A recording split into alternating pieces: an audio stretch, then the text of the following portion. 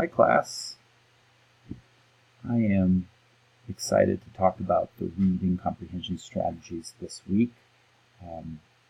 Transitioning from technology and media and journalism to history, I'm seeing the benefit of reciprocal teaching as well as story impressions for my discipline, whether that's small group, pair and share reading, individual, or whole group. I think both of these strategies have some real promise for engagement as well as comprehension. Before I get to my modeling of reciprocal teaching in my article, I wanted to also share some highlights about the article by Dr. Gritter that I read this week that she wrote about her husband, Mr. Malcolm, and his 11th grade AP US history class. The article follows Taylor, who's a struggling writer who becomes better throughout the year and benefits from his techniques that he employs to improve the clarity of her arguments and the academic language that she incorporates to make her writing more clear as well as more sophisticated. He employs in class discussion thinking and questioning aloud in a Socratic questioning way that drives students to incorporate evidence to their understanding without ever telling them some specific way to look at the event. And the research in the article notes that this type of questioning really helps students to improve the quality of their writing as they are being challenged to think and process their argument and their incorporation of evidence out loud. In addition, the article focuses on some of Mr. Malcolm's techniques that help students to practice writing like a historian, increasing the level of vocabulary used to contrast events, for example, incorporating vocabulary like however and despite and although. Additionally, there's a focus on cause and effect, becoming more sophisticated as well.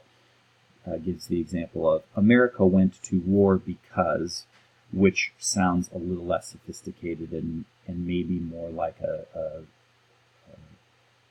essay stem for a 7th or 8th grader, and reformatting that to say America's entry into the war resulted from, and even the construction of that sentence lends us to thinking about, oh, America entered the war, that resulted from a series of events. And it gets me thinking more about those series of events rather than the first sentence, which maybe lends itself to just the truncated, trivialized version of those events. And where historical trivia would be great for my students to make it on Jeopardy someday, I'm really more interested in them understanding the bigger arc of history. And it seems like Mr. Malcolm agrees. He said the most important skill he could teach his students was to synthesize discrete information into what he calls a historical meta-narrative, or the big idea. And the suggestion in the article is creating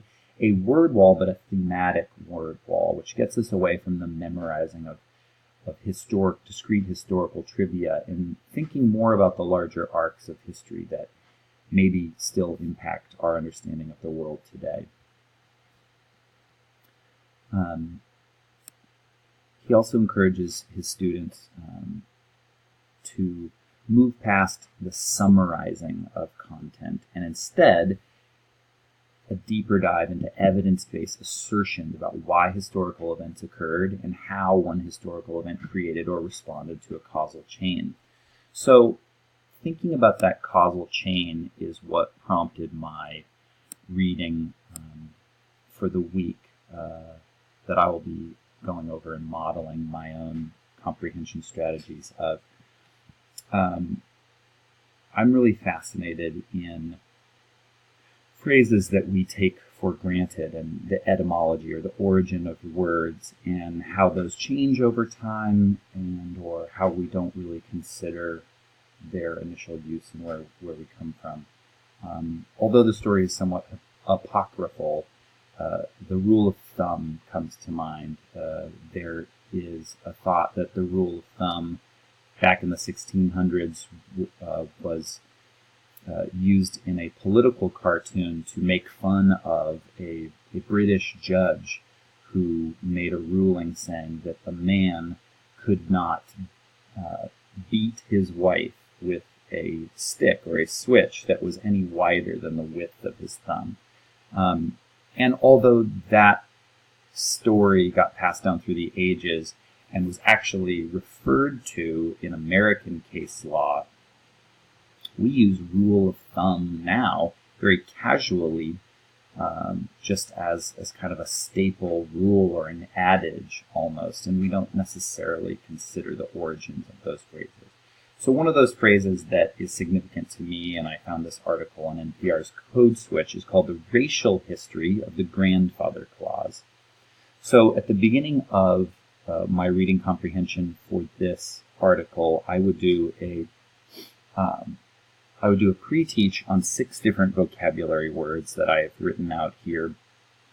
They are grandfathered in or grandfather clause, etymology, exempted, lexicon, franchise, and 15th Amendment. I would begin by asking the class if they have ever heard the phrase grandfathered in, and if they could come up with any examples of where and how that might be used. And then, rather than the story impressions idea of putting these words into their own story first, I would just want these definitions ready for when we encountered them in the text. So let's begin. This is, again, the racial history of the grandfather clause. This is found on NPR's blog Code Switch, which I can see at the top of their page is dedicated to race and identity. So this is already starting to give me some hints and is causing a prediction for me that, oh, this phrase grandfather clause or grandfathered in has something to do with race in the United States. And maybe if I did have experience with grandfathered in, having nothing to do with race, this might be a surprise to me. The article begins, people aren't exempted. There's our vocabulary word. People aren't exempted or left out of new regulations because they're old and crotchety, even if that's what it sounds like when we're saying, quote, grandfathered in. The term grandfathered has become part of the language. It's an easy way to describe individuals or companies who get to keep operating under an existing set of expectations when new rules are put into place. So to me, that sounds like we've changed the rules and somebody who has benefited from the old rule in a certain way for a certain amount of time doesn't have to change. So if they're grandfathered in, it means there is an exception made to the new rule. They get to keep abiding by the old rule. I'm wondering why that is the case. Are there certain rules that are made where there is no grandfathered in exception? I'm thinking of once seatbelt laws were mandatory. Did people have to make the claim in court, well, I don't have to pay my seatbelt ticket because I've been driving for 30 years before we were required to wear seatbelts. The article continues, the troubled healthcare.gov website reassures consumers that they can stay enrolled in grandfathered insurance plans that existed before the Affordable Care Act was enacted in 2010. Healthcare.gov, I would point out to my students here, was just getting underway in 2012-13 at the time when this article was written, and was struggling, and that would be a relevant issue at the time this article was published. An additional example they give, old power plants are sometimes grandfathered from having to meet new clean air requirements. So there's a more serious example than my seatbelt one. Old power plants, because they were built in a certain way, maybe it would be cost ineffective for them to try and meet the new clean air requirements, and they wouldn't be able to operate anymore. This seems like this grandfathered in exemption could have a negative impact on people. But like so many things, the term grandfather used in this way has its roots in America's racial history. This to me sounds like we're pivoting. We've been talking about contemporary examples of this term and how it applies to rules that have changed and the actors or organizations that didn't have to change with the rules. This seems almost like a narrative shift where the author is trying to say, oh, we're going to pull back the curtain and say this is in fact about something older and more specific to America's racial history. It just entered the lexicon, or the specific vocabulary, not just because it suggests something old, but because a specific set of 19th century laws that regulated voting. Okay, so now I'm back in the 1800s, the 19th century. We're talking about laws that regulated voting, and something about the origin of this phrase, grandfathered, is going to come up. So it's not about power plants, it's not about healthcare.gov, it's not about Mr. Maureen's weird example of seatbelts.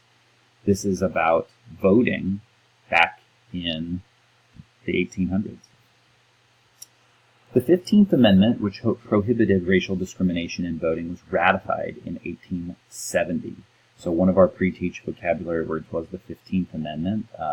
Students would hopefully at this point have an understanding of the 13th, 14th, and 15th Amendment and their sequence that followed Reconstruction and the end of the Civil War. The 15th Amendment specifically is the right that is the amendment that gave African Americans the right to vote, basically eliminating racial discrimination where voting was concerned. Of course, it took 50 years, and the 19th Amendment before that would also encompass women's right to vote. If you know your history, you'll realize that African Americans were nevertheless kept from voting in large numbers in southern states for nearly a century more. We know that it would take the Voting Rights Act in the 1960s and case law like Brown versus Board of Education to see real political and voting equality for African Americans in the United States. Various states created requirements, literacy tests and poll taxes and constitutional quizzes that were designed to keep blacks from registering to vote. But many Southern poor whites were at risk of also losing their rights because they could not have met these expectations. The solution? Half a dozen states passed laws that made men eligible to vote if they had been able to vote before African Americans were given the franchise or the ability or right to vote, or if they had lineal descendants who voted back then. So literally, the idea was that even though you might be a white poor farmer and couldn't read yourself to pass one of these literacy tests, if your grandfather could read or vote prior to the Civil War, then you were good. This was a way to reincorporate the poor and illiterate white farmers and voters to ensure they were able to vote in states and still find a way to effectively exclude the recently enfranchised black voters. This has an especially sinister origin and is a very common phrase that we continue to use all the time. I think in summary, it's important that students recognize in terms of etymology or where words come from that there are phrases like grandfathered in, like rule of thumb, that we incorporate into our common lexicon all the time, and we're not particularly conscious of where they come from. Sorry for going a little long this week. Thank you for following along with my article that was a little bit longer, but I found it very interesting for students and adults to consider when we hear or use the phrase grandfathered in. Thank you.